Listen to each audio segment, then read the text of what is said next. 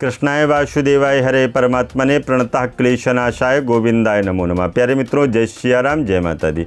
मित्रों, आज आपसे चर्चा करते हैं भाद्रपद मास के शुक्ल पक्ष की चतुर्दशी तिथि, जिस तिथि पर अनंत चौदस का पावन व्रत मनाया जाता है और आज के ही दिन गणेश जी का विसर्जन भी कर दिया जाता है और अनंत भगवान के पावन धागे में 14 गांठ लगा हुआ धागा, उसका पूजन किया जाता है।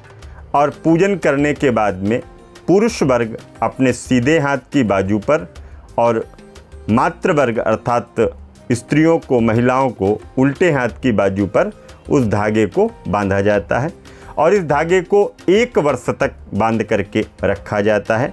अनंत भगवान का पूजन किया जाता है। अनंत चतुर्दशी की प्रारंभ की अगर हम चर्चा करें तो 5 सितंबर 2025 को प्रातः 1:07 पर प्रारंभ हो रही हैं और चतुर्दशी तिथि की समाप्ति 6 सितंबर 2025 को रात में 11:02 पर अनंत चतुर्थी की पूर्ति हो रही है। इसलिए अनंत चतुर्दशी का पावन पूजन हम और आप सभी लोग 6 सितंबर को ही मनाएंगे और भगवान विष्णु की कृपा हमारे और आपके ऊपर बनी रहे। अनंत पद्मनाभ भगवान का पूजन करेंगे और उनके पूजन को करने के बाद अपने बाजू पर वह परम पवित्र पावन सूत्र को 1 वर्ष तक बांध करके रखते हैं। कहा जाता है कि इस सूत्र का अनादर करने से ब्राह्मण को बड़ा ही दुख हुआ था। जो घर परिवार में सुख सुविधाएं थीं, आनंद था, सारा का सारा समाप्त हो गया था। ब्राह्मण ने और ब्राह्मण पत्नी ने मिलकर के 14 वर्षों तक अनंत भगवान का पूजन किया, तब जाकर के उन्हें समस्त प्रकार के सुख सुविधाओं की प्राप्ति हुई।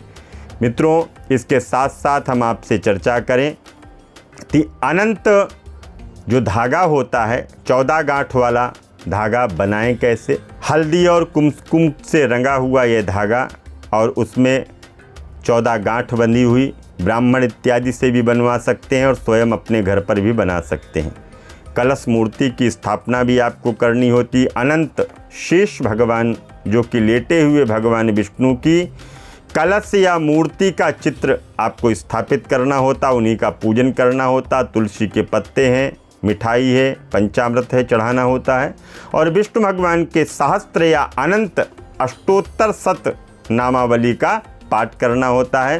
ब्राह्मणों को मीठे पुए का दान करना चाहिए। आज के दिन ज़रूरतमंदों को दक्षिणा देनी चाहिए, ब्राह्मणों को प्रसन्न करना चाहिए। इस तरह से अनंत भगवान का आप सभी को पूजन करना चाहिए। मित्रों, इसके साथ ही अगर आप चाहते हैं किसी भी तरह का कोई पूजन पाठ यज्ञ अनुष्ठान से रिलेटिव जानकारी या उसे संपन्न कराना चाहते हैं तो आप संपर्क कर सकते हैं। मैं मिलता हूँ पुनः एक नई वीडियो में। तब तक के लिए दीजिए इजाज़त। जय माता दी, जय माँ गंगे।